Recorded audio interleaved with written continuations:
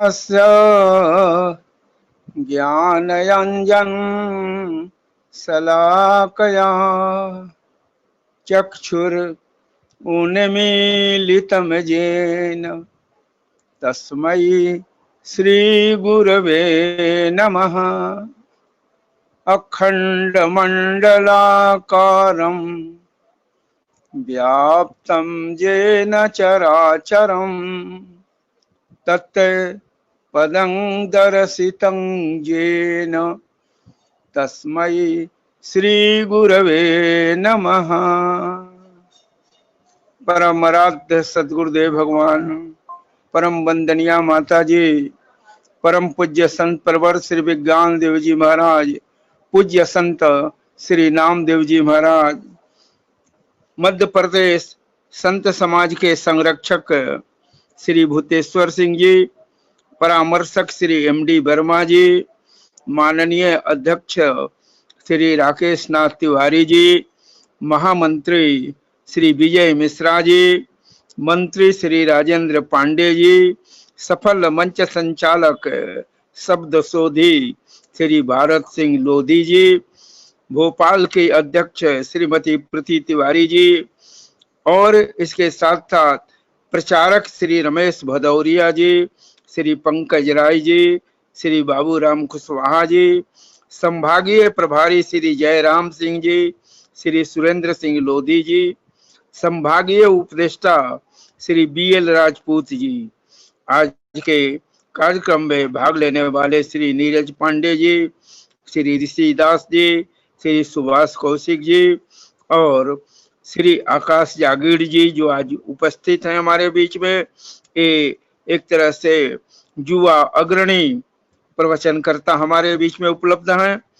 अन्य श्री अशोक जायसवाल जी, श्रीमती मनोरमा द्विवेदी जी, श्रीमती प्रियंका तिवारी जी, श्रीमती श्रद्धा जी, और बाहर से जुड़े मेरे मित्र पटना से माननीय श्री एनपी सिंह जी और श्री पूर्ण जागीर जी कतर से, श्री रामचंद्र तिवारी जी देहरी से, डॉक्टर एमएम सहाय जी इंदौर से, डॉक्टर धीरज सिन्हा पटना से, डॉक्टर निर्मल कुमार जी, डॉक्टर सुकन परफान प्रज्ञा चक्षु अवकाश प्राप्त डीआईजी, श्री अजीत कुमार सिन्हा जी हैदराबाद से, श्री प्रहलाद सिंह जी बेंगलोर से, श्रीमती सुषमा भागवत जी आपको नागपुर से, श्रीमती पूनम शर्मा बेंगलोर से, श्री नवल किशोर कुंवर जी जो हमारे अस्थाई श्रोता हैं मुजफ्फरपुर से, श्री उत्पल कांत जी, श्री सुभाष सिंह जी आप सिलीगुड़ी से, श्री अनिल पुरी जी आश्रम से,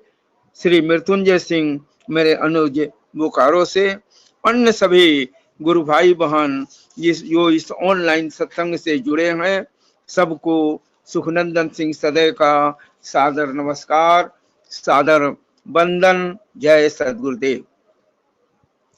मेरे बंधु, आज तो एक उत्सव का दिवस, शतक दिवस, और आप जानते हैं कि शतक दिवस को अमृत दिवस भी कहा जाता है, शतक वर्ष को अमृत वर्ष कहा जाता है। उसी तरह आप सुनते हैं, पढ़ते हैं, जीवेम शरद शतम, 100 वर्ष तक जिए, 100 वर्ष तक सुने, 100 वर्ष तक देखें, बीमार होकर नहीं पड़े ना। जीवेम शरद शतम, सुनेयाम शरद शतम।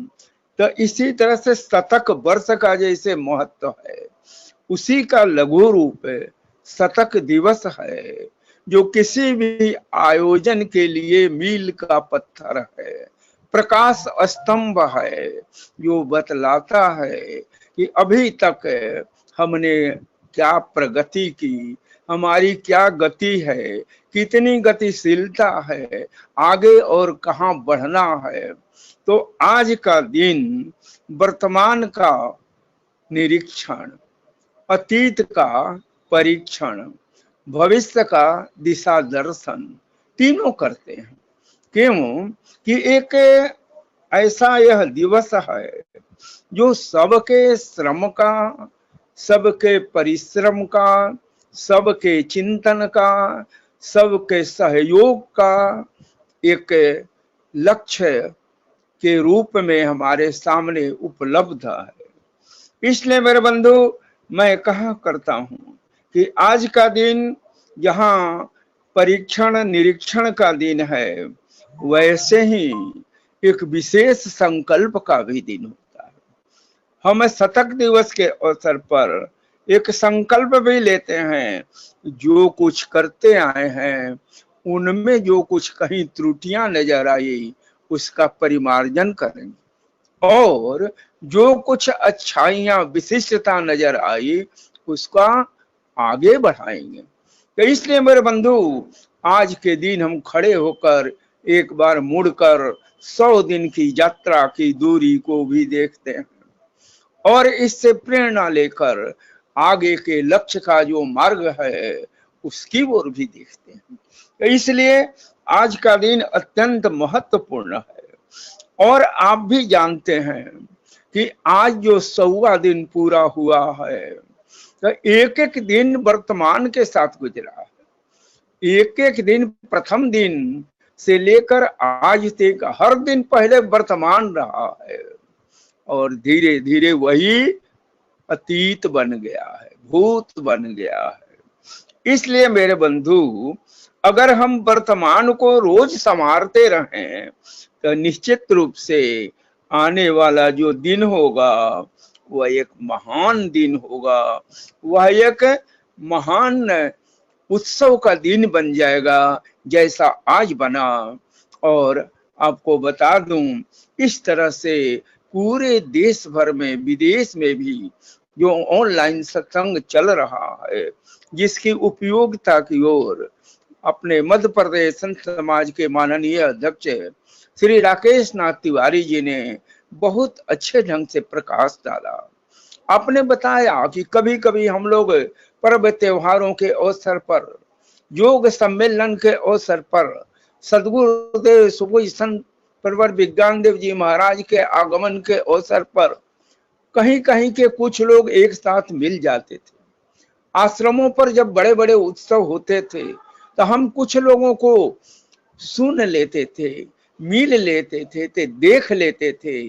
लेकिन आज इतने विकट परिस्थिति में, जहां पर घर से बाहर निकलना मुश्किल है, वहां ऑनलाइन सत्संग के माध्यम से हजारों नहीं लाखों गुरु भाई बहन एक दूसरे से जुड़ रहे हैं, एक दूसरे से मिल रहे हैं, एक दूसरे की वार्ता, प्रवचन, भजन, व्याख्यान सुन रहे हैं।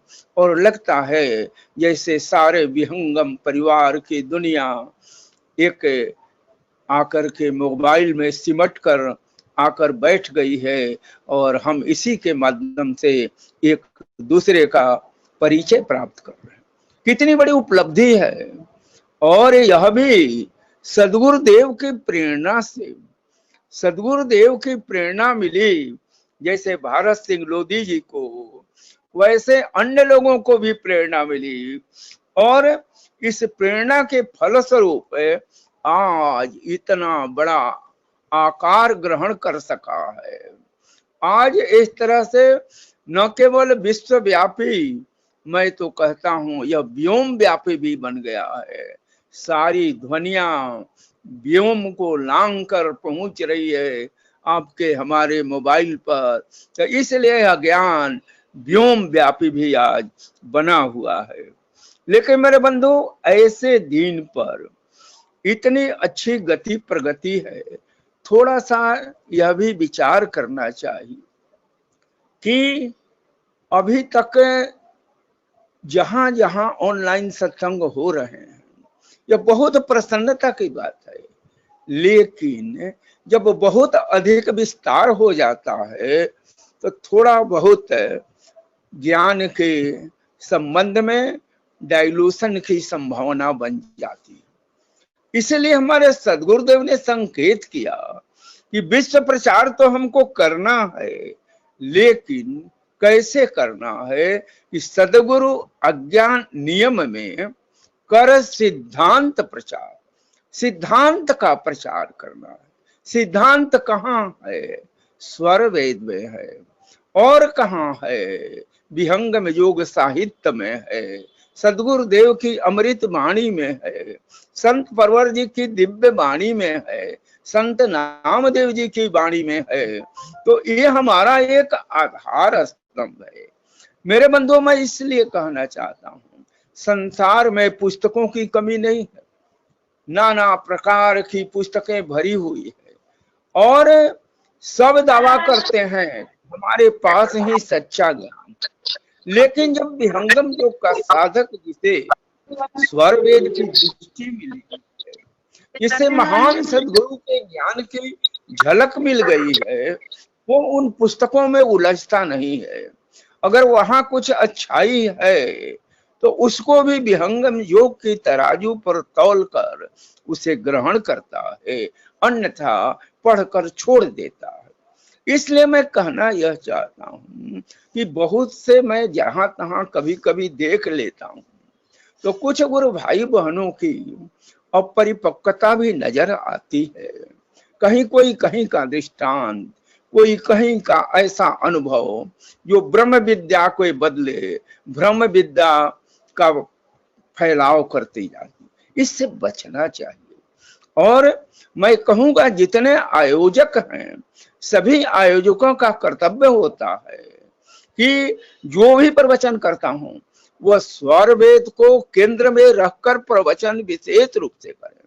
वेद उपनिषद अनेक, दो तरह के ग्रंथ हैं, एक आर्ष ग्रंथ भी है, एक अनार्ष ग्रंथ भी है। हमारे स्वामी जी ने कहा कि आर्ष ग्रंथ का ही उद्धरण देना चाहिए।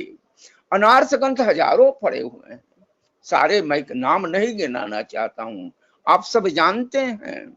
अनार्ष ग्रंथ संस्कृत में भी भरे पड़े हुए हैं, दुनिया भर के भरे पड़े हैं। उसी तरह से कथा कहानियां दुनिया भर की आज अध्यात्म के नाम पर प्रचारित है। हमें सजग होकर के थोड़ा, जो भी हमारे प्रवचन करता है, भजन करता है, सबको आज के दिन विशेष कर जब हम 100वां दिवस मना रहे हैं, हमारी यह यात्रा तब तक आगे बढ़ती रहेगी जब तक हमारा ये कोरोना काल चल रहा है और जब तक आश्रम की सहमति है। जब तक आश्रम की सहमति है हमें इस कार्य को आगे बढ़ाते रहना चाहिए, लेकिन हमेशा ध्यान रखना चाहिए।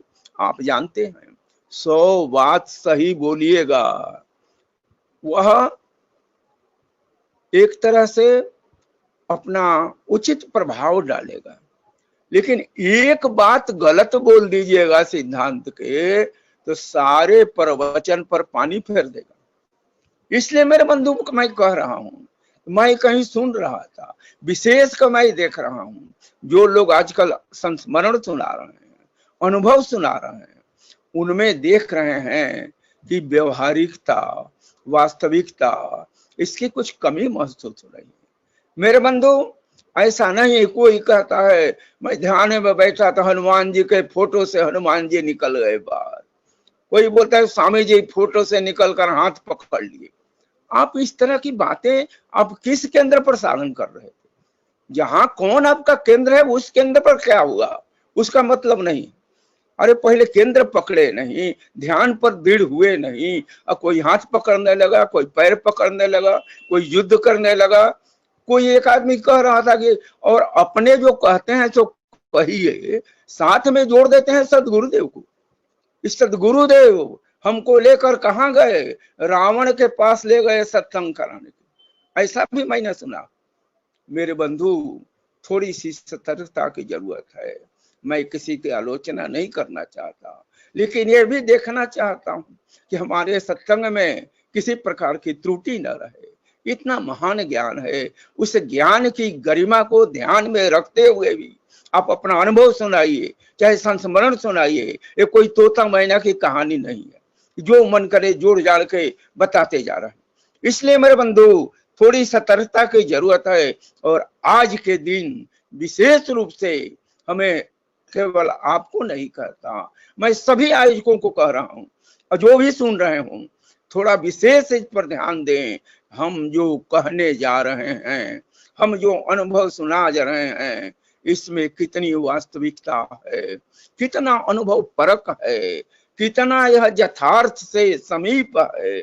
इसका ध्यान नहीं रखेंगे तो धीरे धीरे ज्ञान तनुकृत होता जाएगा, डाइल्यूट होता जाएगा। और जिस महान उद्देश्य को लेकर ऑनलाइन सत्संग चल रहा है वह महान उद्देश्य पर की प्राप्ति में शायद हम कहीं कुछ कमी न कर दें, इसका ध्यान रखते हुए हमें महान संकल्प लेना है।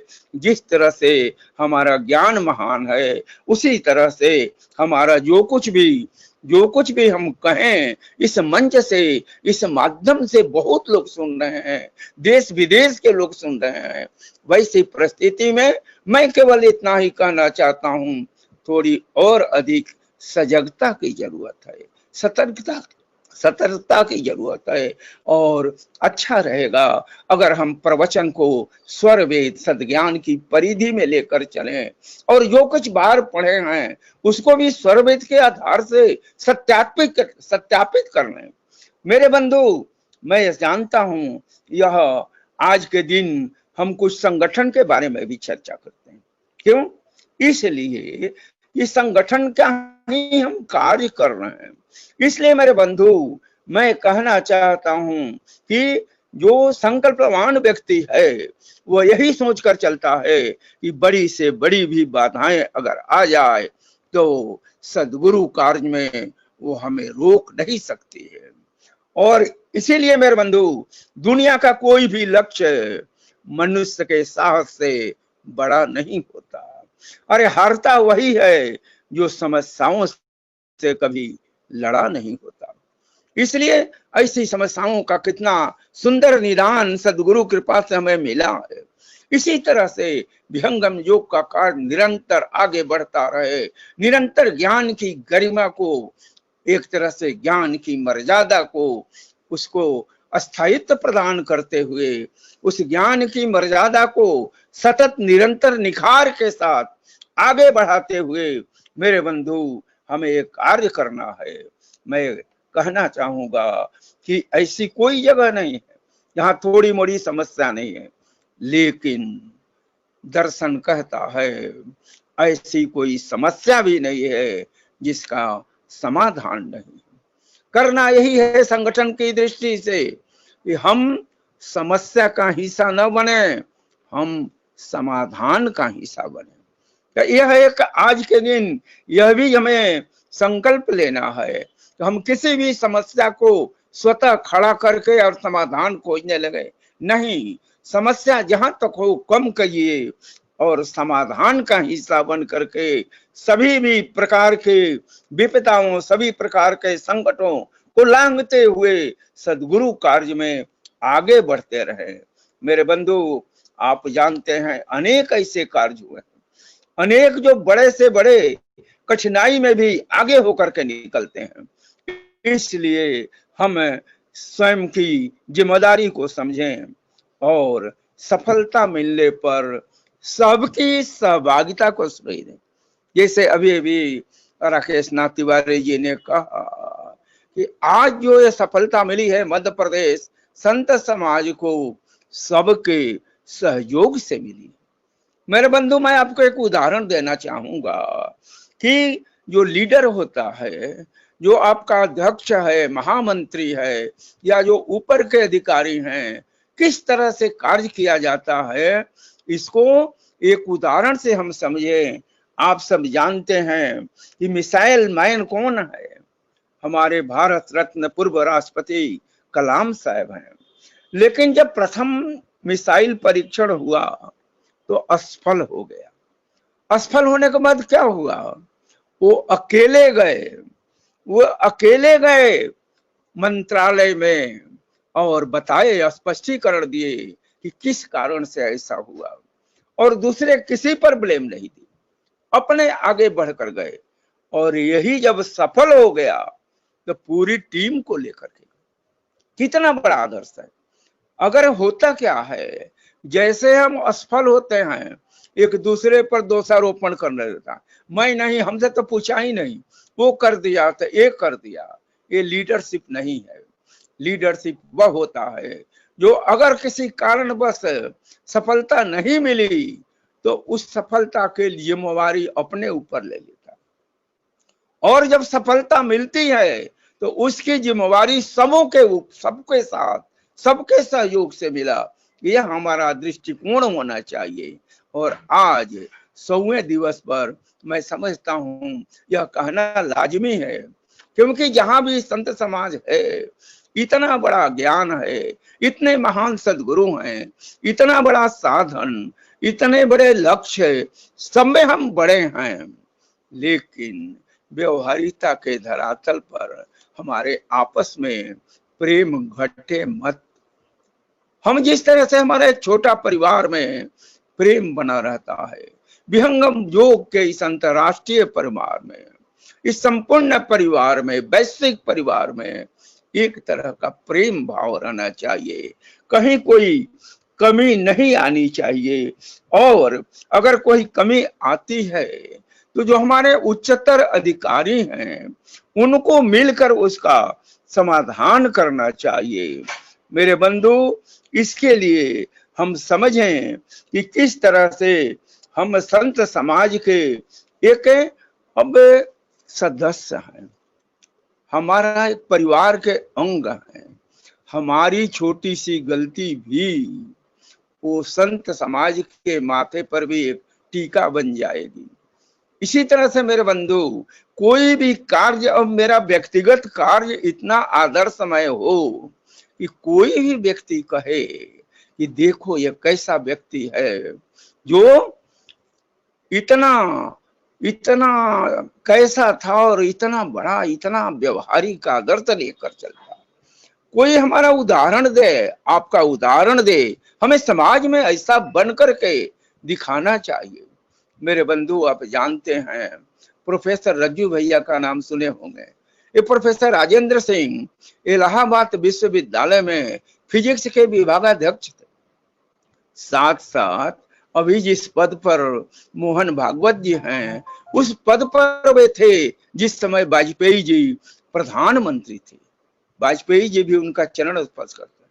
अब मेरा यह सौभाग्य है, मेरे बोकारो के निवास पर प्रोफेसर रज्जू भैया 2 बार प्रवास किए, 2 बार ठहरे हैं मेरे आवास पर। और मेरे बंधु, वो उन अपनी एक अनुभव बता रहे थे। वे इलाहाबाद के हैं, इलाहाबाद यूनिवर्सिटी में हेड ऑफ डिपार्टमेंट थे। आपके पूज्य पिताजी मुख्य अभियंता पूरे यूपी के थे और सब लोग उनको जानते थे। तो एक बार पंडित जवाहरलाल नेहरू जी ने इनके पूज्य पिताजी को बुलाया और कहा कि देखो, ये राजेंद्र प्रसाद किसी संघ में जाता है और वहां पर लोग एक तरह से कुछ, मैं कहूंगा कि उनकी दृष्टि में संप्रदायवाद की बात करते हैं और उनको मना कर दो। उन्होंने कहा इनके पूज्य पिताजी ने कि नेहरू जी, मैं न तो संघ को जानता हूं, न मैं किसी संगठन को जानता हूं, मैं केवल अपने काम को जानता हूं, लेकिन एक बात और जानता हूं। बोले क्या? बोले मैं अपने राजेंद्र को जानता हूं, ये जहां भी जाता होगा वह एक अच्छी जगह होगी, जरूर अच्छी जगह होगी। इसके बाद फिर नेहरू जी कुछ नहीं बोले।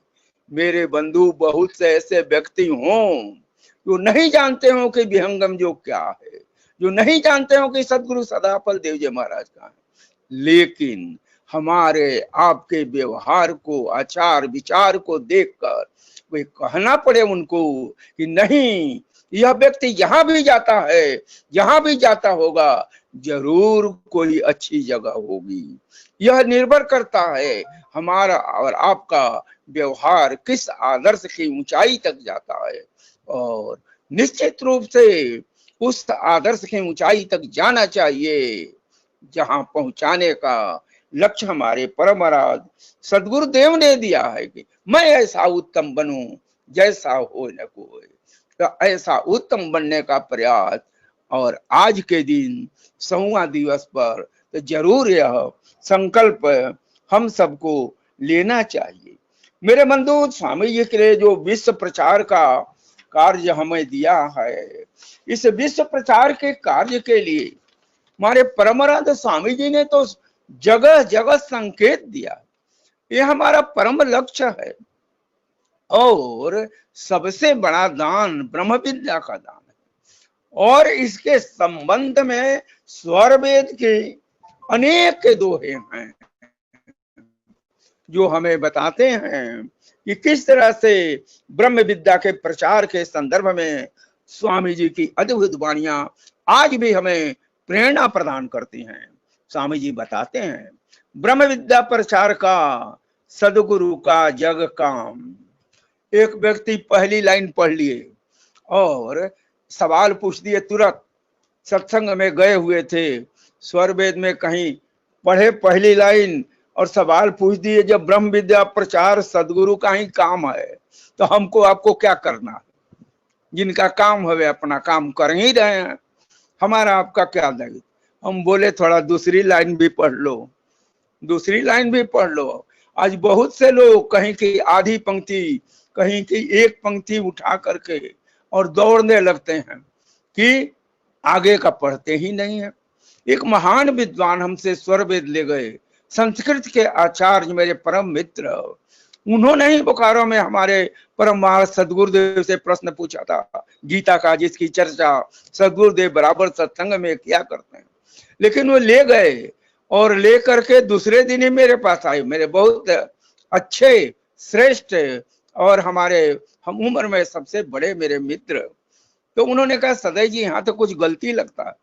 हम बोले क्या गलती है? उन्होंने कहा कि उन्होंने कहा कि वो बताते हैं कि सत्य असत्य से अलग है, सो पर सत्य स्वरूप, अकह अलौकिक तत्व है, अज अनादि बर रूप। और आगे कहते हैं कि किस तरह से वो तो रूप गुण और कर्म का व्याख्या सकल पसार। तो रूप गुण और कर्म ये कहाँ छे हुआ?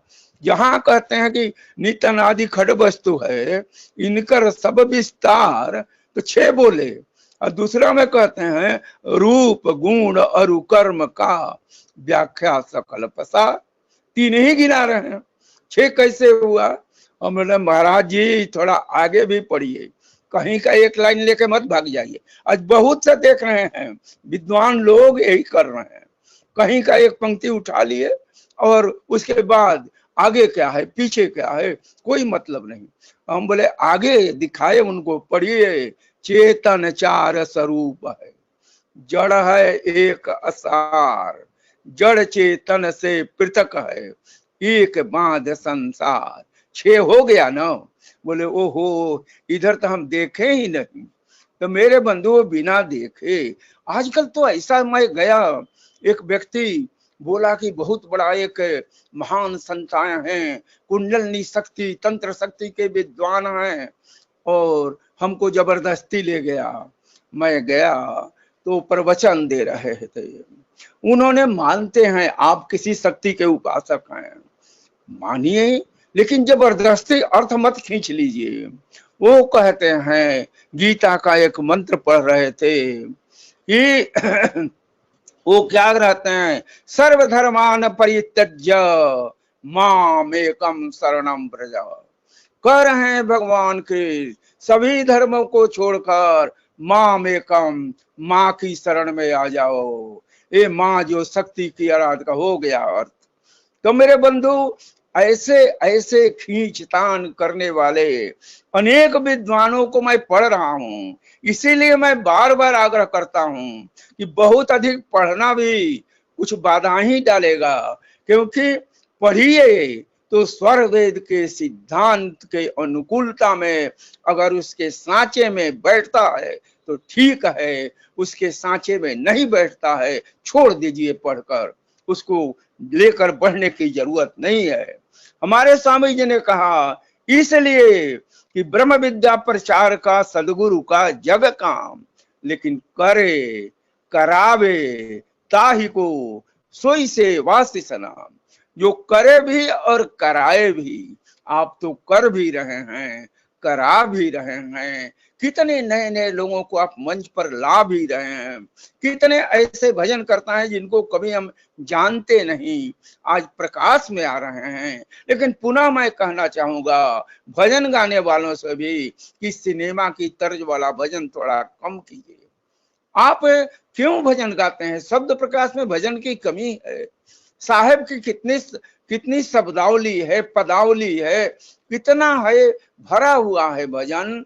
तो आध्यात्मिक भजन हो, और ऐसा भी नहीं एक भजन है। हाँ, मैं पहले सुना करता था, भगवती जागरण में कभी कभी घर के बगल में होता था, तो लोग गाया करते थे कि बरसेला अमृत बदरिया मेरी माखी दुअरिया।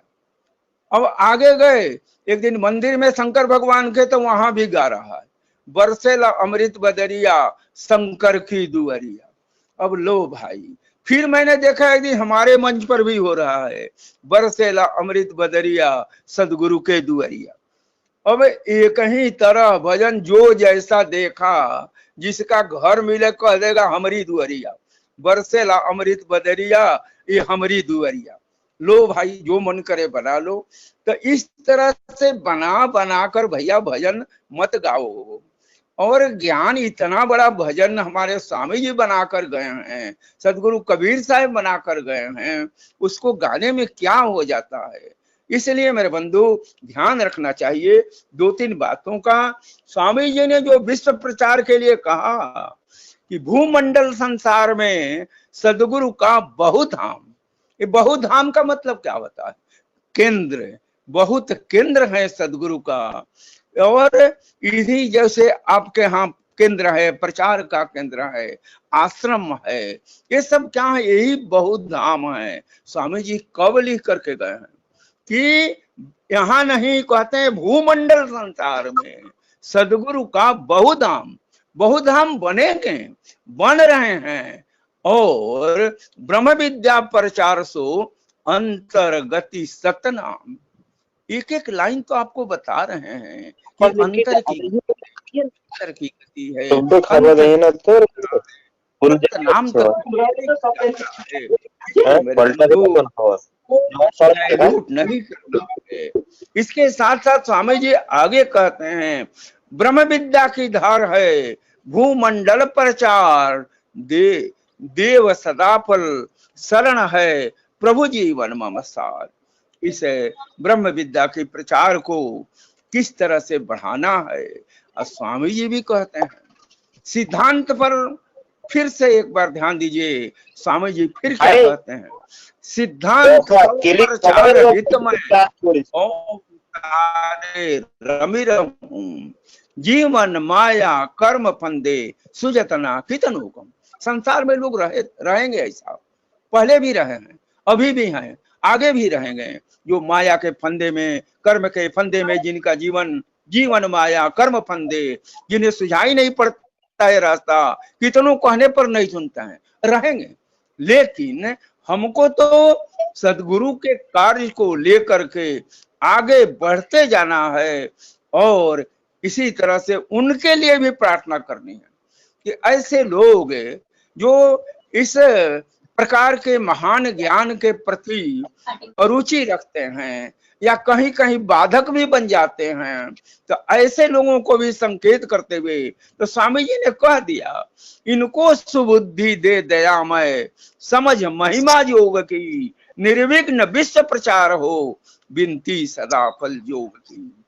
निर्विघ्न विश्व प्रचार हो, उनको भी जो आपके रास्ते में सहायक हैं या नहीं है, सबके लिए तो सदगुरु ने बता दिया, उनके लिए भी सद्बुद्धि की प्रार्थना कीजिए, सबके प्रार्थना को लेकर के, और इस विश्व प्रचार के कार्य को मेरे बंधु आगे बढ़ाते रहना है। इसलिए मेरे बंधु हमारे सामने स्वामी जी ने रखा विहंगम योग को ही क्यों बताना, क्योंकि यही सर्वश्रेष्ठ योग, परमात्मा प्राप्ति का यही साधन है। आज बहुत से लोग प्रश्न उठाते हैं कि बड़े बड़े विद्वानों को मैंने सुना है, बड़े बड़े विद्वानों की पुस्तकों में भी लिखा कि नदिया एक घाट बहु तेरी, बतिया एक बचन के फेरी। अरे एक नदी पर जाने के सैकड़ों रास्ते बने हैं, एक घाट पर जाने के लिए। तो उसी तरह से परमात्मा के घाट तक पहुंचने के लिए सैकड़ों रास्ते हैं। आप कैसे कह सकते हैं एक ही रास्ता है? नहीं मेरे बंधु, थोड़ा गौर कीजिए। नदी भी प्राकृतिक उदाहरण है, घाट भी प्राकृतिक उदाहरण है, रास्ते भी प्राकृतिक उदाहरण। प्राकृतिक जगत में परमात्मा तक पाने के लिए अनेक रास्ते हो सकते हैं, लेकिन परमात्मा तक कोई नहीं पहुंच सकते। काल्पनिक रास्ते हैं। प्राकृतिक सीमा में परमात्मा को बांधा ही नहीं जा सकता। केवल समझाने के लिए आप कह देते हैं कि नदिया एक घाट बहु तेरी। नदी भी प्राकृतिक, घाट अलग अलग, ये भी प्राकृतिक, रास्ते भी प्राकृतिक, और इसी तरह से आपके बात भी प्राकृतिक। और परमात्मा चेतन, परम चेतन है, आत्मा भी चेतन है।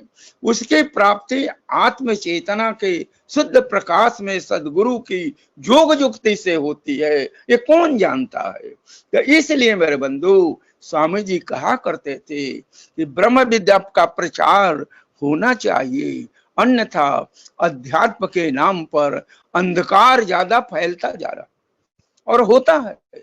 अपने सामने देख लीजिए, अनेक जो ऐसे छोटे मोटे जो सामान्य पूजा पाठ हैं उसे हम मनाते हैं, लेकिन उसकी संख्या लाखों में चली जाती है। ऐसे अब बिना सोचे समझे कभी न कोई कथा सुनता है, न कभी उसके भीतर जाता है कि क्या कहा गया है। नहीं मेरे बंधु, एकादशी की महात्मा बांच रहे हैं, लेकिन एकादशी है क्या? 5 ज्ञानेंद्रिया, 5 कर्मेंद्रिया और एक मन, इन एकादश पर संयम करने के लिए आहार विहार शुद्ध रखना चाहिए, उपवास तक करना चाहिए, फलाहार करना चाहिए, सात्विक भोजन करना चाहिए। तब और कम से कम अगर महीना में 2 बार इस एकादशी व्रत को करते हैं, जानबूझ करके, समझ करके, ज्ञान युक्त होकर, जरूर थोड़ा लाभ मिलेगा। लेकिन ये नहीं कि 10वीं के दिन ही शाम को बैठ के लिस्ट बना रहे हैं कल एकादशी को क्या क्या खाना है। लंबी लिस्ट बन रही है, 1 किलो पेड़ा, 2 किलो सेव, 3 किलो, ये लिस्ट बन रहा है, पूरा परिवार एकादशी कर रहा। नहीं मेरे बंधु, लेकिन फिर भी ऐसे ऐसे ही कथा कहानियों के पीछे जो तत्व ज्ञान कभी था वो धीरे धीरे लुप्त होता गया, डाइल्यूट होता गया, स्थूल रूप में बंद करके रह गया।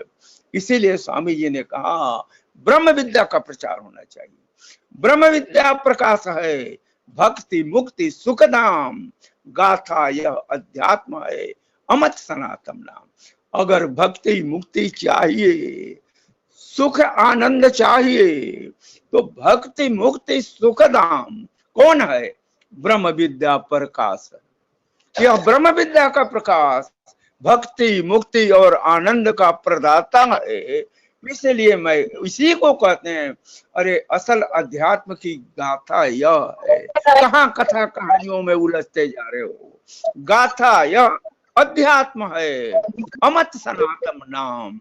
ये अमत सनातन है, अमत है, सनातन है। इसलिए इसका प्रचार और परम पुरुष के नाम पर नाना प्रकार के जो तथाकथित ज्ञान गढ़ लिए गए हैं, उनकी वास्तविकता को भी लोगों के बीच रखना। सामान्य ढंग से मैं कभी नहीं कहता कि किसी के साथ शास्त्रार्थ करिए या आलोचना करिए, लेकिन उनके सामने अपने ज्ञान की एक बड़ी लकीर केवल खींच दीजिए, अपने ही ज्ञान के संदर्भ को इस तरह से रूपायित कीजिए, स्वतः वो समझने लगे हम कहाँ हैं और इनका ज्ञान कहाँ है। इसीलिए स्वामी जी कहते हैं कि सब तत्वों का ज्ञान है परम पुरुष विज्ञान, सहज योग अभ्यास है डोर विहंगम ज्ञान। सभी तत्वों का ज्ञान परम पुरुष का विज्ञान। और परम पुरुष का विज्ञान मिलेगा कैसे, परम पुरुष तक जाएंगे कैसे, ये कहां पर है? तो उसके लिए सहज योग अभ्यास है और डोर विहंगम ज्ञान, ये विहंगम योग की डोरी पकड़ करके आप वहां तक पहुंच जाएंगे जहां पर परम पुरुष का विज्ञान है, जहां पर परम पुरुष का ज्ञान है। और इसलिए मेरे बंधु, पर हमारे सदगुरुदेव कहते हैं कि जब तक मोह भ्रम इसके अंधकार में पड़े रहोगे और जितने ही इस तरह के तथाकथित लोगों द्वारा ये जो अंधकारमय ज्ञान को सुनते रहोगे, तब तक ब्रह्म विद्या का प्रकाश जब तक नहीं मिलेगा तब तक यह अंधकार और बढ़ता जाएगा। इसीलिए स्वामी जी कहते हैं कि ब्रह्म विद्या प्रकाश से मोह निशा भ्रमनाथ, चेतन चेत प्रबुद्ध कलुष कर्म दुख नाथ। दो पंक्तियों में क्या क्या नहीं आ गया कि ब्रह्म विद्या का प्रकाश कैसे प्राप्त होगा, और प्राप्त होने पर क्या होगा? मोह निशा भ्रम तीनों का नाश हो जाएगा। और क्या होगा आगे? चेतन चेत प्रबुद्ध, चैतन्य आत्मा का बोध होगा, चैतन्य शक्ति का बोध होगा। और कलुष कर्म दुख नाश, चैतन्य आत्मा और तदंतर परमात्मा का बोध होने से कलुष कर्म और दुख इनका भी नाश होगा, मोह निशा भ्रम का नाश होगा और कलुष कर्म। बंधु, हमें मधुर विद्या को जानना चाहिए और यहाँ पर यह सत्य ज्ञान नहीं है, यही तो आत्मा है धर्म की भी, यही तो आत्मा है कर्म की भी, यही तो आत्मा है हमारे अध्यात्म की भी। इसीलिए हमारे सदगुरुदेव कहते हैं सत्य धर्म की आत्मा मधु विद्या को जान, धर्म सभी वे मृतक हैं जहां न विद्या प्राण, वे सभी मृतक हैं जहाँ आध्यात्म की आभा नहीं है, जहाँ मधु विद्या का ज्ञान नहीं है, जहाँ आत्मा का प्रकाश नहीं है, जहाँ इस तरह के शुद्ध विद्या का प्राण नहीं है, जहाँ इस तरह का आध्यात्मिक अनुभव नहीं है। इसीलिए कहते हैं कि इस अध्यात्म ज्ञान के सामने आप भी आंख खोलकर देख लेंगे, कान खोलकर सुन लेंगे। बहुते प्रवचन चलते हैं टीवी पर और एक विहंगम योग के साधारण साधक को पता चल जाता है इनकी आध्यात्मिक पहुंच कहां तक है, ये कौन सी बात करते हैं। और इस तरह से मेरे बंधु, इसीलिए हमारे स्वामी जी कहते हैं भानु ज्योति के सामने सर्व ज्योति दीप जाए, जैसे सूर्य के प्रकाश के सामने सारी ज्योतियां एक तरह से बुझती हुई दिखाई पड़ती है, सब ढप जाती है। उसी तरह से ब्रह्म विद्या प्रकाश में सर्व ज्ञान छिप जाए। सर्व ज्ञान कौन? तथाकथित प्राकृतिक ज्ञान, तथाकथित मन गढ़ंत ज्ञान, तथाकथित ये सारे ऐसे ज्ञान जिन ज्ञान का कोई तात्विक आधार नहीं है, आत्मिक आधार नहीं है। इसलिए स्वामी जी कहते हैं कि कोई भी तुम पूजा पाठ कर रहे हो करो, थोड़ा बहुत लाभ मिलेगा। हम ये नहीं कहते हैं सारे पूजा पाठ बेकार हैं, उसी तरह से है जैसे बच्चे प्रारंभिक पढ़ाई पढ़ते हैं लेकिन जीवन पर्यंत मनोहर पोथी नहीं पढ़ते रहेंगे, आगे बढ़ना है। अध्यात्म की मनोहर पोथी सामान्य पूजा पाठ है, इसकी कुछ उपयोगिता है, प्रारंभिक उपयोगिता है, लेकिन आगे भी बढ़ना चाहिए और वहां तक जाना चाहिए जहां तक ब्रह्म विद्या का बोध नहीं मिल जाता। इसलिए हमारे स्वामी जी कहते हैं ब्रह्म विद्या के बोध बिनु जप तप पूजा पाठ यज्ञ दान व्रत नियम जो यह सब उकठा पाठ। ब्रह्म विद्या के प्रकाश में अगर दान भी करेंगे तो उसका महत्व होगा, यज्ञ भी करेंगे तो महत्व होगा, व्रत भी करेंगे उसका महत्व होगा, इसलिए और इसके बिना जब तक पूजा जो भी कर रहे हैं, यज्ञ दान व्रत नियम, ये सब उठा काठ बन जाएंगे। क्यों कि ज्ञानमयी दृष्टि नहीं रहने से आप क्या कर रहे हैं, कैसे करना चाहिए, इसका ज्ञान नहीं हो पाएगा। इसीलिए मेरे बंधु, सदगुरुदेव कितनी बड़ी बात कहते हैं कि ब्रह्म विद्या के बोध, ब्रह्म विद्या के ज्ञान के अभाव में तो कुछ भी तुम पूजा पाठ के नाम पर यहाँ तक व्रत दान यज्ञ भी कर रहे हो और उस ब्रह्म विद्या का आधार नहीं है, तो वह भी बेकार है। ऐसा थोड़ा लाभ प्राकृतिक जगत का मिलेगा, लेकिन पूर्ण लाभ अगर चाहते हो तो ब्रह्म विद्या के प्रकाश है। इसीलिए हमारे यहाँ भी यज्ञ होता, लेकिन कहाँ से होता है, कौन किस मंत्र से होता है मेरे बंधु? ये वैदिक मंत्र है। इस वैदिक मंत्र की विधि कहाँ से होती है, कौन जानता है जो बता सके? अक्षर मंडल के आधार पर स्थित होकर सदगुरुदेव मंत्रोच्चार करते हैं, बाकी लोग पढ़ते हैं, लेकिन सदगुरुदेव संत प्रवर एक तो मंडल विशेष में स्थित होकर के उन मंत्रों को जब जाप करते हैं, वही मंत्र मेरे बंधु, यही मंत्र बोध बन जाते हैं और ब्रह्म विद्या के बोध विदुम। और जब बोध बन जाते हैं, जब वो ज्ञान का प्रकाश के साथ मंत्र जब बन जाते हैं, जग ज्ञान ये सबका स्वरूप उज्जवल हो जाता है, कल्याणकारी हो जाता है। इसीलिए मेरे बंधु, इसको स्वामी जी ने कहा कि ये भक्ति मुक्ति प्रदाता। भक्ति मुक्ति की बात बहुत लोग करते हैं, आज तो जगह जगह मुक्ति है बांटा जा रहा है। गंगा तो दर्शनार्थ, खाली दर्शन कर, नहाने के और ट्रेन में पास कर रही है गंगा के ऊपर से गाड़ी पुल पर, उसी में पॉकेट मार भी घूम रहा है, खोमचा वाला भी घूम रहा है, सब दर्शन कर रहा है। तो क्या हो जाएगा? गंगा तो दर्शनार्थ मुक्ति हो जाएगा?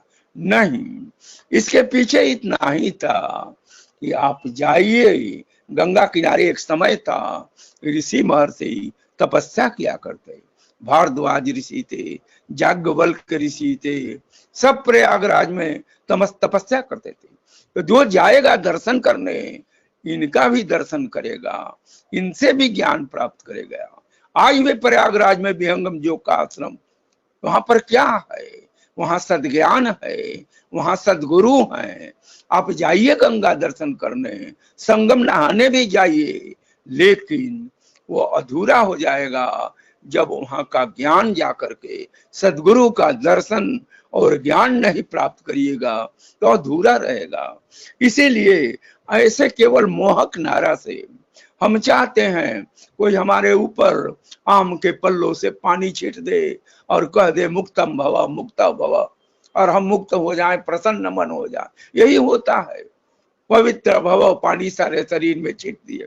मेरे बंधु, लोग चाहते हैं हमें करना कुछ नहीं पड़े, लेकिन लाभ सब मिले, भक्ति भी मिल जाए, मुक्ति भी मिल जाए, मुक्ति का आनंद भी मिल जाए, परमानंद भी मिल जाए, लेकिन एक काम कुछ करना नहीं पड़े।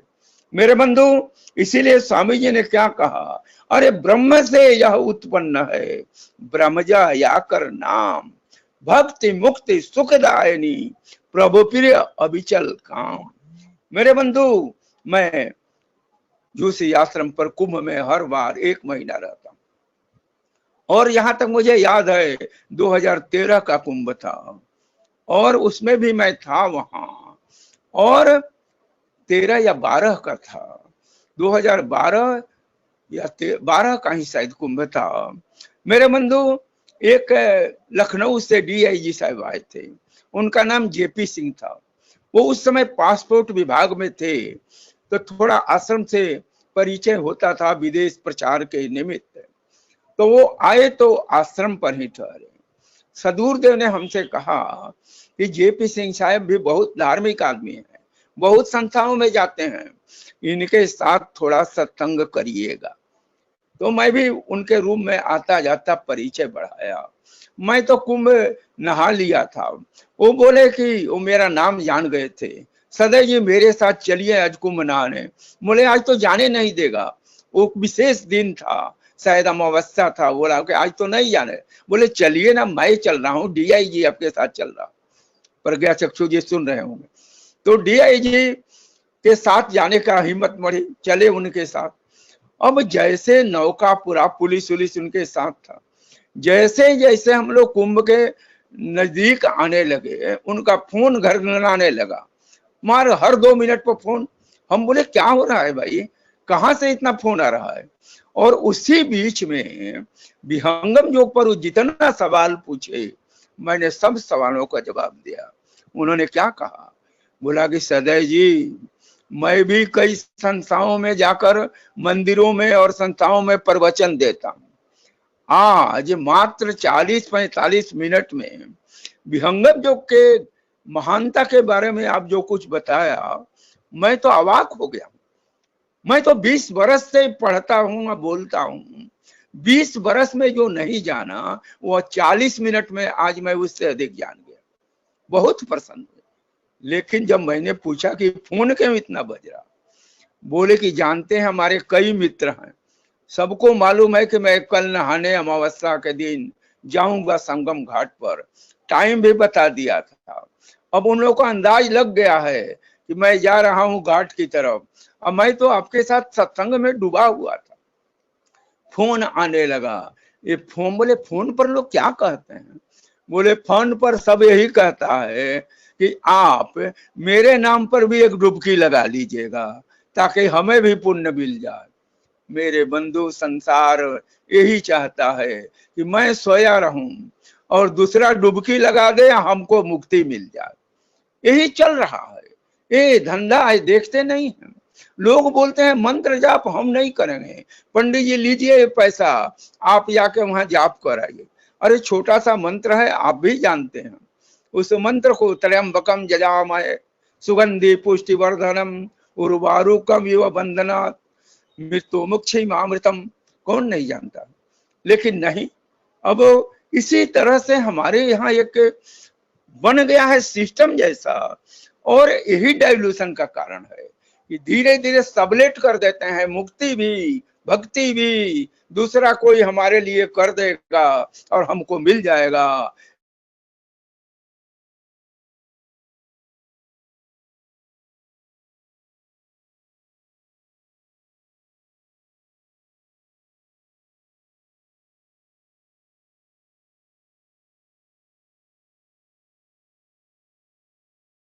तो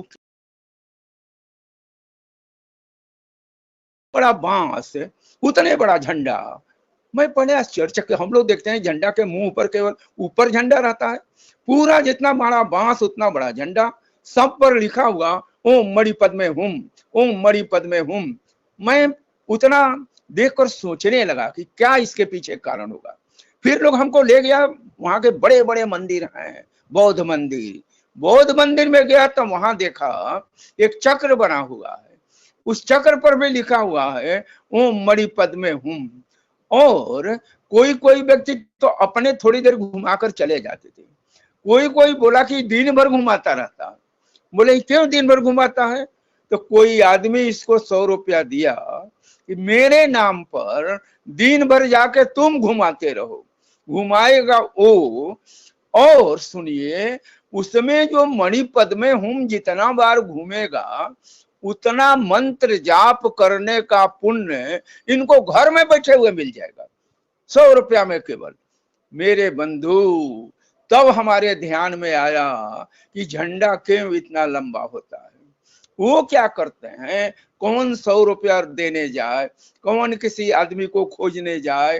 अरे झंडा गाड़ दो, झंडा पर ओम मणि पद में हुम लिख दो ऊपर से नीचे तक, और हवा में जितना बार घूमेगा, अगर तेज हवा आ गई तो और उत्तम है, उतना मंत्र जाप का पुण्य घर में सोए हुए मिल जाएगा। ऐसे ही पुण्य की कथा पुराणों में भरी पड़ी है, ऐसे ही पुण्य की कथा कथावाचक बाँचते रहते हैं। तो मेरे बंधु, विहंगम योग का साधक ज्ञान खोजता है, ज्ञान जन काज कर्मा चाहता है और कहता है कि सत्य धर्म की आत्मा मधु विद्या को जान, सत्य ज्ञान की तलाश करो। इस तरह से बिना मतलब के और सिद्धांत विहीन जो बातें हैं, जिनका कोई ओर छोर नहीं है, सिर पैर नहीं है, ऐसे बातों में, मोहक बातों में उलझ मत जाओ। सत्य धर्म की आत्मा मधु विद्या को जान। अरे धर्म सभी ये मृतक हैं, जहां न विद्या प्राण। इसलिए मेरे बंधु, हमारे सदगुरु ने कहा कि क्या होगा, इस विहंगम योग को जान लोगे तो मिलेगा क्या? अरे बहुत चीज मिलेगा। क्यों? कि चेतन चेतन ज्ञान है, चेतन चेतन ध्यान, चेतन बपु चेतन भया पर चेतन विज्ञान। ये तो चैतन्य का विज्ञान है, चेतनता का विज्ञान है, चेतन आत्मा का जानने का विज्ञान है। चेतन साधन भी है। विहंगम योग में 3 भूमि प्राकृतिक भूमि है, 2 भूमियां चेतन भूमि है। तो इसीलिए कहते हैं चेतन गुण चेतन क्रिया, चेतन सब व्यवहार, चेतन परमानंद है, चेतन शब्द आधार। ये वास्तव में विहंगम योग चेतन योग है। लेकिन किसी ने पूछा कि विहंगम योग का सबसे अगर कहा जाए कि सर्वश्रेष्ठता क्या है, तो किसी ने जवाब दिया चेतन योग इसकी सर्वश्रेष्ठता। यही प्रश्न घूमकर मेरे पास आ गया। मैंने कहा चेतन योग तो है ही, लेकिन मैं कहूंगा केवल चेतन योग विहंगम योग की सर्वश्रेष्ठता नहीं। विहंगम योग की सर्वश्रेष्ठता है, यह एक संपूर्ण योग है, प्राकृतिक योग भी है, तन का भी आसन है। हम कहते हैं कि तन आसन हठ योगी जाने, मन आसन कोई बिरला जाने। लेकिन इसका अर्थ क्या है? अर्थ यह है कि तन के आसन में ही आज देख रहे हैं सारे दुनिया, सारा देश झूल रहा है। जो केवल तन का आसन जानता है वो हठ योगी बन के रह जाएगा, उतना ही तक। इस अर्थ में वो कम है। अगर विहंगम योग तन का भी आसन करता है, हमारे सदगुरुदेव हर बार कहते हैं कि आसन प्राणायाम करते हैं कि नहीं, और पूछते हैं। कभी कभी तो मैं फंस गया, मैंने कह दिया कि हाँ स्वामी जी करते हैं। बोल दिए कौन कौन आसन करते हैं और कौन कौन प्राणायाम करते हैं। क्योंकि मैं थोड़ा करता हूं, इसलिए अब हमको लगे कि थोड़ा कह दूंगा तो कैसे, फिर भी जो करता हूं सही बता दिया। स्वामी जी बोले और ये भी करिए, कुछ बताए। तो इस तरह से तन का आसन, स्वामी ये नहीं कहते हैं कि तन का आसन करना ही नहीं है। हठ योगी कहते हैं कि तन आसन करने वाला हठ योगी बन के रह जाएगा, आगे नहीं बढ़ेगा। मन का आसन करने वाला वो एक तरह, कोई आदमी मन का आसन वह मन को पूरा नहीं जानता। कोई प्रथम भूमि पकड़ लेता है, कोई बीच का पकड़ लेता है, कोई तृतीय भूमि पकड़ लेता है, कोई अपने मन से जहां मन करता है वहां पकड़ लेता है। ये क्या है? तो मन आसन कोई बिरला माने। विहंगम योग है तन का भी आसन, मन का भी आसन, आत्मा का भी आसन, अक्षर का भी आसन। इसलिए मैं कहता हूं कि विहंगम योग की सर्वश्रेष्ठता संपूर्ण योग होने में है। उसी में चेतन योग भी आ जाता है। इसलिए मेरे बंधु, चेतन चेतन ज्ञान है, चेतन चेतन ध्यान, चेतन बपु चेतन भया पर चेतन विज्ञान। हमारे परमराज स्वामी जी ने तो योग चंद्रिका नाम की एक पुस्तक लिखी है, जिसमें संपूर्ण रूप से हमारा जो है सो यह ज्ञान संपूर्ण रूप से शारीरिक आसन प्राणायाम का सूत्रबद्ध ज्ञान है। इसलिए मेरे बंधु, विहंगम योग मैं कहता हूं हम लोग आसन प्राणायाम भी करते हैं, प्राकृतिक साधन भी करते हैं, मन के भी जितने केंद्र हैं, मुख्य केंद्र। ऐसा नहीं, एक आदमी बोला आप लोगों का योग का कितनी भूमि है? मैंने कहा 5 भूमि। 5 भूमि है? हम बोले आपका कितना है? बोले अरे महाराज हम लोगों का तो करीब 8 भूमि तो ऐसा ही है। हम बोले कौन कौन है? मूलाधार चक्र, स्वाधिष्ठान चक्र, सब चक्र गिना दिए 8 चक्र। हम बोले भैया ऐसा मत करो, कोई कहने लगे कि 20 भूमि है मेरे पास। कैसे? पैर का 5 अंगूठा, दूसरे पैर का 5 अंगूठा, दाहिने हाथ का 5 अंगूठा, बाएं हाथ का करते रहो, 20 भूमि बना लो, 40 भूमि बना लो। कभी सोचा है भूमि है क्या? भूमि बनता कैसे है? कहाँ से ध्यान शुरू करना चाहिए, कहाँ मेरी चेतना रहती है। हम मानते हैं जो व्यक्ति जहां है, जिसके पास सतोगुण रजोगुण तमोगुण जिस तरह का है, जहां है पहला पैर वहीं से उठेगा। इसीलिए स्वामी जी ने कहा पहला तुम्हारा पैर क्या है, आंखों से संसार को देखते रहते हो। प्रथम साधन यही होगा कि नेत्रों को जो सीधे संसार की तरफ जा रहे हैं इनको समेटो, इन्हें आज पूरा खुला रहेंगे न पूरा बंद होंगे। अगर बंद भी हो जाएंगे तो बाहर के विचार भीतर में घूमने लगेंगे। इसलिए न पूरा बंद करो न पूरा खोलो, अर्धमुख रख करके एक केंद्र विशेष पर रोकने का अभ्यास करो। प्रथम अभ्यास यही हो ही सकता है, क्योंकि संसार को आंख बंद कर लिया, चले गए भीतर कुछ का कुछ करने लगे। जप करना है, ये भीतर में प्रवेश करने की पहली विधि है। हम लोग भी जप करते हैं, हम लोग भी मंत्र पढ़ते हैं, लेकिन ये बाहर की तैयारी है भीतर में प्रवेश करने की। जब भीतर प्रवेश करेंगे तो केंद्र है जो धीरे धीरे ऊपर उठता जाता है, उसी तरह से ऊपर उठता जाता है। जैसे मैं, समय नहीं है, नहीं तो समझाऊंगा एक दिन किस तरह से हमारा ध्यान वैज्ञानिक है। लेकिन मेरे बंधु, मैं उसी तरह से आप देखेंगे कि जहां प्रथम भूमि का ध्यान है, इससे ऊपर दूसरी भूमि है, उससे ऊपर तीसरी भूमि है, उससे ऊपर चौथी भूमि है, उससे ऊपर पांचवी भूमि है, जहां सार शब्द जिसे कहते। तो इस तरह से कहाँ है वहां से यात्रा शुरू हो, लेकिन कहाँ जाना है संपूर्ण विवेचन अगर कहीं पर है तो आप भी खोज के देख लीजिए।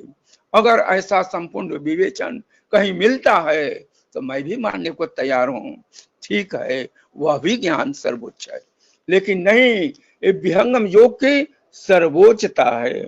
मेरे बंधु, उसी तरह से हमारा जो सर्ववेद सदग्रंथ है, इसे भी मैं कहता हूं कि संसार का, अध्यात्म का सर्वोच्च सदग्रंथ है। इसलिए नहीं कि मैं इस संसार से जुड़ा हूं, इसलिए कि मैंने इसको पढ़ा है।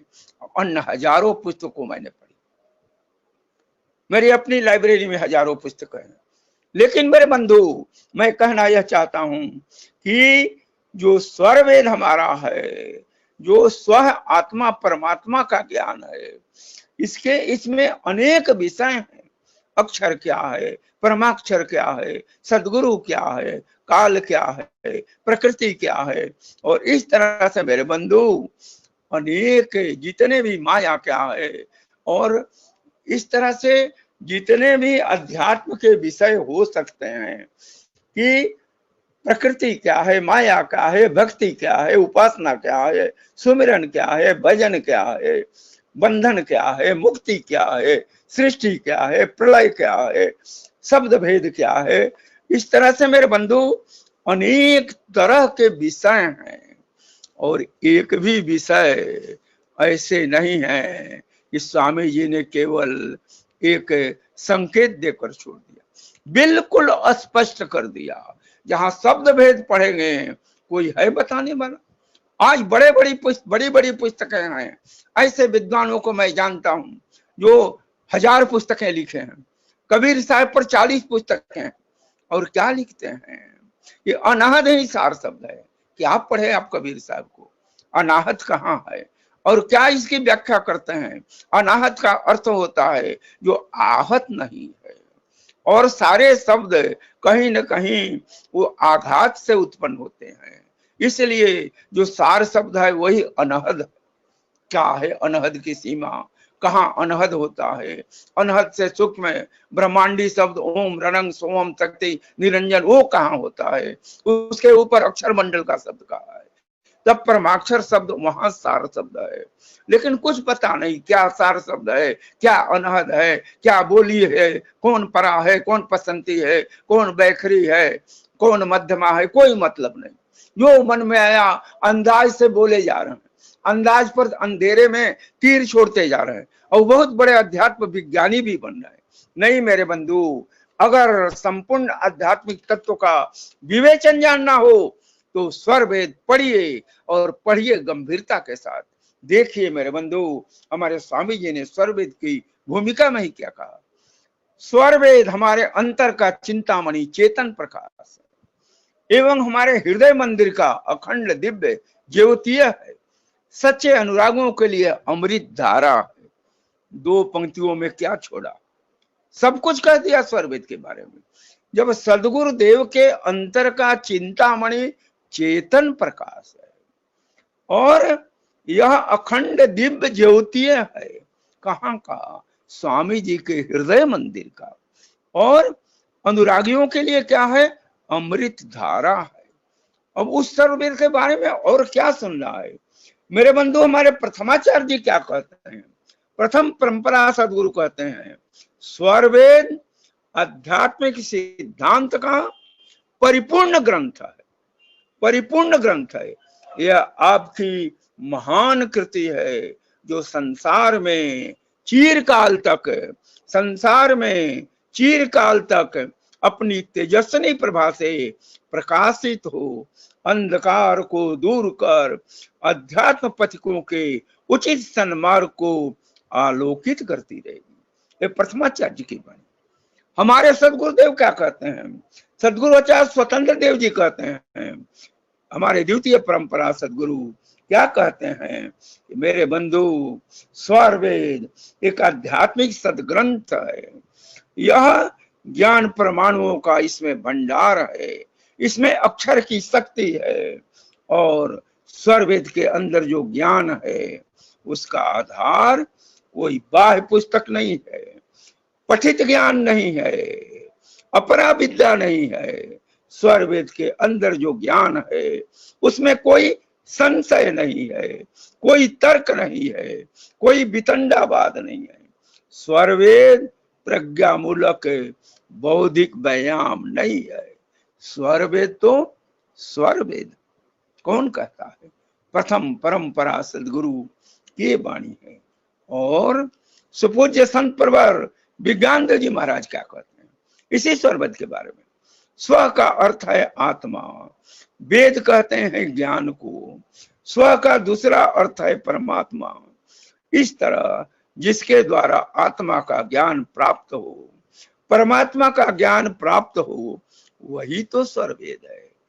सरल दोहों के रूप में रचित स्वरवेद महाग्रंथ से हमें ब्रह्म विद्या के तत्व ज्ञान और अनुभवात्मक साधना का संपूर्ण बोध प्राप्त होता है। ये मेरे बंधु संत प्रवर जी की वाणी है। संत नामदेव जी क्या कहते हैं? संत नामदेव जी कहते हैं शून्य शिखर की गुफा में चेतन समाधि में जैसे जैसे स्वामी जी के अंदर ज्ञान की अनुभूति उतरती गई, वैसे वैसे आपने स्वरवेद में उसे लिपिबद्ध किया।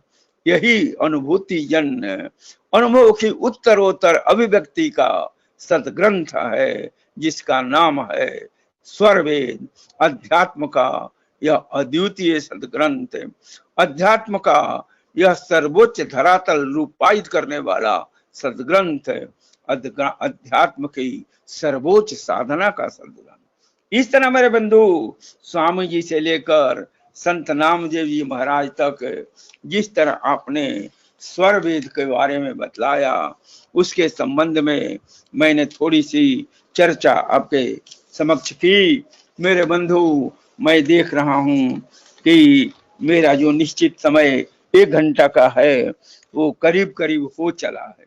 फिर भी आज का जो दिन है यह तो उत्साह वर्धन का दिन है, शतक दिवस का दिन है।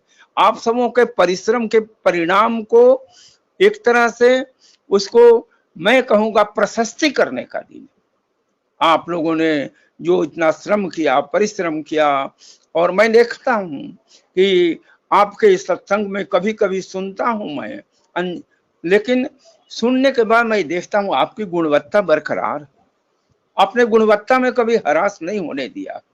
इसलिए विशेष रूप से अन्य स्थानों पर जहां भी मैं भी बोलता हूं तो स्पष्ट करता हूं। कभी कभी उत्तर प्रदेश मुझसे शंका समाधान कराता था, मैं बोलता था तो कहता था कि कोई भी व्यक्ति ऐसा नहीं कह सकता है कि मैं जितना जानता हूं ज्ञान की सीमा वहीं तक है। कोई व्यक्ति नहीं कह सकता कि मैं जितना दौड़ लूंगा धरती वहीं पर समाप्त हो जाएगी। नहीं मेरे बंधु, मैं कहता हूं कि मेरी वाणी में भी अगर कहीं कोई त्रुटि नजर आए तो मुझे संकेत से पूछ लेंगे। मैं अगर कुछ अच्छी बात होगी तो ग्रहण कर लूंगा, उसे सुधार लूंगा। और नहीं तो बहुत से प्रश्न, आज ही कोई लड़का पूछा, सोनू कुमार है कोई, कि बाबा एक जगह लिखा है खोडसोपचार से सदगुरु की पूजा सेवा करनी चाहिए, ये क्या है? मैंने उसको बताया, स्वरवेद में आया है खोडसोपचार पूजा में, हर पूजा में आप भी करते हैं। उसी तरह से अनेक प्रश्न आया कि अंड एक उतरा, ये किसी ने मणिपुर से पूछा, ये क्या है? जिसको कॉस्मिक एग कहते हैं, उसी का एक रूपक है। तो समय नहीं है कि इस सब पर चर्चा करूं, लेकिन मैं बार बार कहता हूं, मेरे प्रवचन में, मेरे जिज्ञासा समाधान में कहीं कुछ कमी नजर आए, कभी कभी समय के अभाव में पूरा स्पष्ट करने का समय नहीं मिलता है, वो दूसरी बात है। लेकिन कहीं त्रुटिजन्य बात दिखलाई दे, निश्चित रूप से उसका स्वागत करूंगा। अगर हमें बताएंगे, स्वागत करूंगा, मैं पुनः देखूंगा, और अगर आपकी बात अच्छी होगी तो मानूंगा। कोई हठ धर्मता नहीं है, कोई ऐसा नहीं कि ये कल का लड़का हम 45 वर्ष से इसमें झूल रहे हैं, हमको बता रहा है, कभी ऐसा भाव नहीं है। सब समान है। आप नहीं जानते हैं, ये आजकल के लड़के हैं, पिछले जन्म आपसे ज्यादा किए हैं साथ, इसीलिए आजकल इतना आगे बढ़े। आकाश जागीर का प्रवचन सुन लीजिए, अनेक भी ऐसे लड़के हैं जिनको सुनिए और तब समझिए कि हम 50 साल से हैं और वो 5 साल से है, चाहे वो अभी उम्र में 20 वर्ष का है, क्यों ऐसा बोल रहा है? पूर्व जन्म में इनकी कमाई है, ये आकर आए हैं। भारत रत्न है, आकाश जागीर है, और अनेक ऐसे लोगों को जान। पुराने लोगों में तो हमारे NP सिंह साहब हैं, रामचंद्र तिवारी जी हैं, हमारे विभूति भूषण पाठक हैं, हमारे राम प्रसाद चौबे जी हैं, ये अनेक लोग पुराने में बहुत हैं जिनके नाम नहीं गिना सकता। लेकिन मुझे प्रसन्नता होती है जब नए में कुछ लोगों को सुनता हूँ और बड़ा आश्वस्त होता हूँ। अभी हमारे बीच में अन्य भी कई नए वक्ता आ रहे हैं जिनका प्रवचन अच्छा होता है। मैं यही सुझाव दूंगा कि जो भी आप बोले, कोशिश करें कि हमारा सिद्धांत के अनुकूल हो। कहीं कहीं का कथा कहानी तो हजारों भरे पड़े हैं पुराणों में, कहाँ कहाँ, उसमें अगर कुछ समझाने की दृष्टि से कभी कभी कथा कहानी जोड़ा जाता है, मैं भी जोड़ता हूँ, लेकिन खींच कर लाता हूँ। इससे हमें विहंगम योग वालों को क्या संदेश देना चाहते हैं, क्या बताना चाहते हैं, उसको समझाने की कोशिश करनी चाहिए। और वैसा नहीं करेंगे तो एक भ्रम पैदा हो जाएगा, लोग कहेंगे क्या बोल गए। कम से कम नए लोग भी सुन रहे हैं, तो नए लोगों के मन में कोई ऐसी बात नहीं आनी चाहिए कि ये लोग तो एक इस तरह की कथा कहानी गढ़ रहा है, कुछ का कुछ बोल रहा है। नहीं मेरे बंधु, मैं देखता हूँ आपके संतमान, कभी कभी सुनता हूँ, बहुत जगह अच्छी बातें मिलती हैं, कहीं कहीं कभी सुनता हूँ तो थोड़ा कष्ट होता है कि मनगढ़ंत बातें, और इस तरह से उसको कोई अनुभव से जोड़ रहा है, कोई कथा कहानी बना रहा है। उसको सत्यता की जानकारी होनी चाहिए, सत्यता को प्रमाणित करना चाहिए। अनुभव भी कई तरह के होते हैं। अनुभव, सबसे बड़ा अनुभव है आपको अपने भूमि पर, अपने केंद्र पर जो होता है, सबसे बड़ा अनुभव है। और नाना प्रकार के हमारे भीतर कितने संस्कार पड़े हैं, कभी सपना में आ जाते हैं, कभी ध्यान में भी आ जाते हैं। तो इस सब की समझ आपको नहीं है, इसलिए आप समझते हैं कि हमको ऐसा हो गया। वो ऐसा नहीं है, भीतर का कोई संस्कार है, अच्छा बुरा संस्कार है, स्वप्नवत जागृत हो गया और आपको कुछ का कुछ मालूम पड़ गया। इसलिए मेरे बंधु, अनुभव और आदि की जो बातें हैं संस्मरण की, उसमें यथार्थ बोध होना चाहिए, अनुभव सत्यता से प्रमाणित होना चाहिए, इस पर सभी का ध्यान जाना चाहिए। और आज शतक दिवस है, हमारे बारे में तो श्री हमारे मंच संचालक जी ने तो बराबर वो कविता से ही मेरा स्वागत करते हैं। तो छोटी छोटी चीजें को और बता देता हूँ। जैसे सत्संग प्रारंभ होता है तो प्रारंभ में धन्यवाद ज्ञापन नहीं होता, प्रारंभ में स्वागत अभिनंदन होता है, धन्यवाद अंत में होता है। इसलिए जो लोग संचालक हैं उनको भी छोटी छोटी बातें ध्यान में रखनी चाहिए कि प्रारंभ में जो बोलेगा वो लोगों का स्वागत करेगा, अंत में जो बोलेगा वो लोगों का। फिर मैं देख रहा हूँ शांति पाठ समाप्त हो जाती है तो अब बहुत लोग अब शुरू करते हैं धन्यवाद। ये धन्यवाद वंदना आरती शांति पाठ के पहले जो करना है कर लीजिए, उसके बाद वंदना आरती और शांति पाठ के बाद जयकार से समाप्त होना चाहिए। एक रूपता होनी चाहिए। जगह जगह देख रहा हूं कोई कुछ कर रहा है, कोई कुछ कर रहा। अब मैं अगर राकेश नाथ तिवारी जी सुन रहे होंगे, मैंने बहुत पहले जब ऑनलाइन शुरू हुआ था, क्योंकि मुझे मोबाइल हैंडल करने नहीं आता था, इसलिए मैंने कहा भाई हमको इससे मत जोड़िए। बाद में धीरे धीरे लड़कों ने सिखाया तो मैं देखता हूँ बहुत आनंद का विषय है। लेकिन मैंने शुरू में ही आश्रम से कहा था, अभी मैं सच्चिदानंद जी का फोटो देख रहा हूँ, मैंने इनसे भी कहा था कि एक केंद्रीय व्यवस्था होनी चाहिए। जितना लोग सत्संग शुरू कर रहे हैं ऑनलाइन से, सब आश्रम को सूचित करके परमिशन लेते हैं कि नहीं हमको नहीं मालूम है। एक है केंद्रीय परमिशन, जैसे भारत सिंह जी ने लिया, एक वहां से लेनी चाहिए। दूसरा, कहाँ कहाँ सत्संग चल रहा है, कब कब चल रहा है, इसकी विधिवत सूची जोशी आश्रम पर है कि नहीं, अंतर्राष्ट्रीय मुख्यालय में होनी चाहिए, उसकी मॉनिटरिंग करनी चाहिए और उस पर कभी कभी अपना सुझाव परामर्श भी देना चाहिए। मेरे कहने का मतलब सेंट्रल मॉनिटरिंग।